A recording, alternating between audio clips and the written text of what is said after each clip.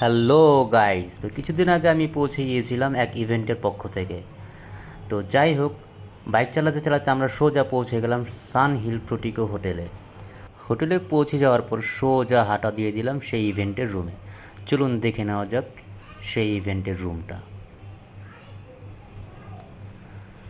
তো গাইস, যাই হোক, সেই রুমের কাছে পৌঁছে গিয়েছি। আর হ্যাঁ, আপনারা দেখতেই পাচ্ছেন কত সুন্দর একটা মহল, এবং এখানে রয়েছে quack room.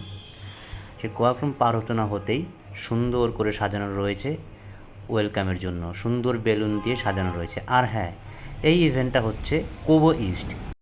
Hello everyone, this is Joy and welcome to Joy Eating. তো গাইস, আর দেরি না করে সোজা ঢুকে গেলাম সেই ইভেন্টের রুমে। ভিতরে ঢোকার পর আমরা যেটা দেখতে পারলাম যে কোবো ইস্ট সেখানে সাজানো রয়েছে, এবং সেই ইস্ট দিয়ে তৈরি সেখানে ব্রেডও সাজানো রয়েছে।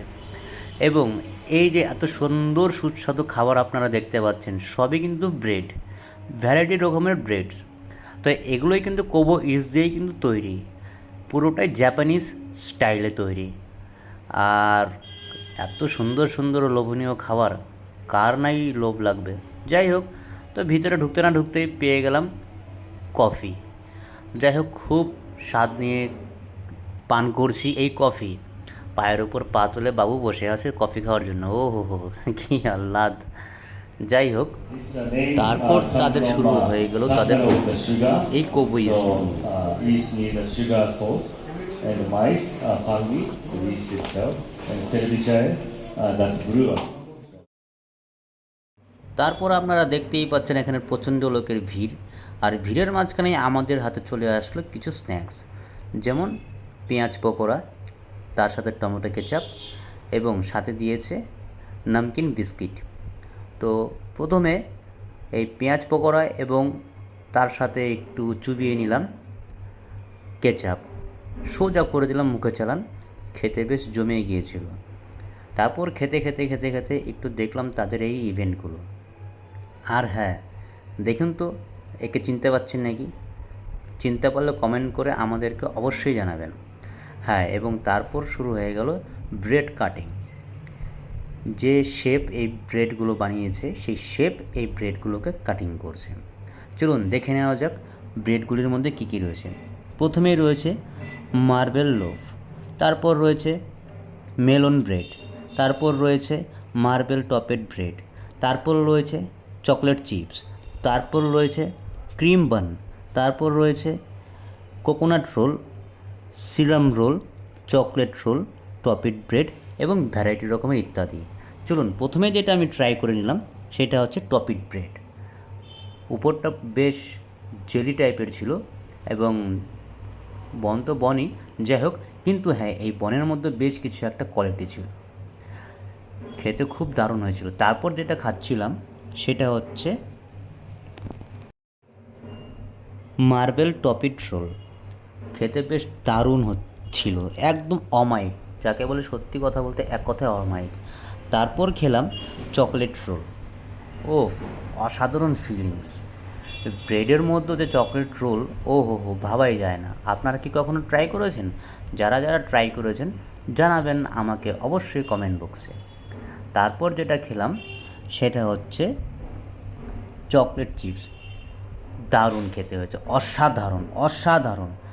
এবং তারপরে যেটা খেলাম, আমাদের গুল্লু ভাই মানে যেটা খাচ্ছে, সেটা হচ্ছে চকলেট কোকোনাট। যাই হোক, তারপর আমি যেটা নিয়ে নিয়েছি সেটা হচ্ছে ক্রিম বন। ভেতরটা প্রচণ্ড পরিমাণে cream, kind of jelly, but সেটা জেলি না বলা হলেও চলে, পুরোটাই ক্রিমে ভরা। যাই হোক, দেখতেই পাচ্ছেন প্রচণ্ড লোকের ভিড়, এবং ভিড়ের মাঝখানে তাদের চলছে ইভেন্ট, এবং তাদের বক্তৃতা চলছে।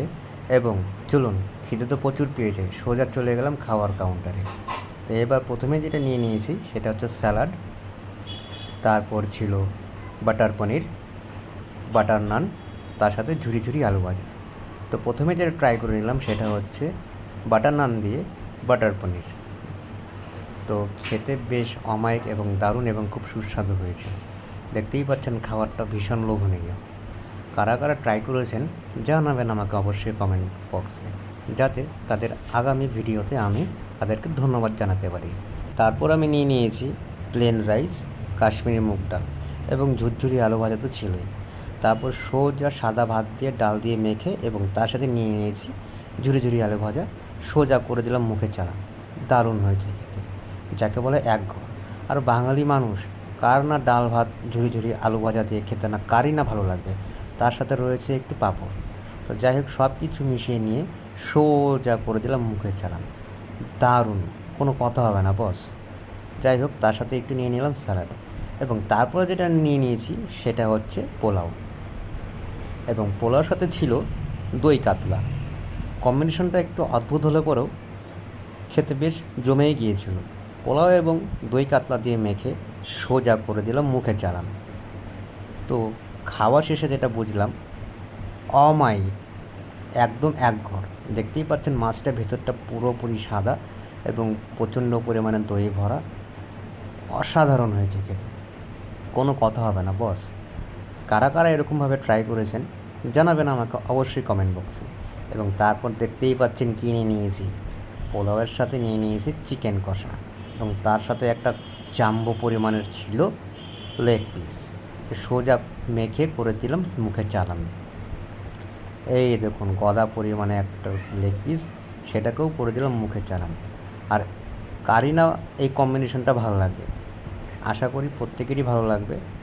তো যাই হোক, খাওয়ার টেস্টটা একদম অন্যরকম ছিল, যাকে বলে এক ঘর। খুব সুস্বাদু হয়েছিল, প্রত্যেক কটা খাবারই একদম মুখে লাগার মতন। যখন বসে বসে ভিডিওগুলো এডিট করছিলাম মনে হচ্ছে যে আবার সেইখানে যাই, সেইখানে গিয়ে আবার সেই খাবারগুলো ট্রাই করি, কিন্তু ব্যাড লাক, ইভেন্ট তো শেষ।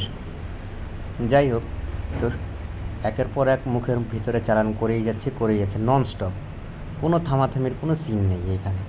দারুণ। এবং যাই হোক, অবশেষে লেগ পিসটা মুখে চালান করে দিচ্ছি। যাই হোক, বাঙালি মানুষ তো খেতে বেশ অমায়িক।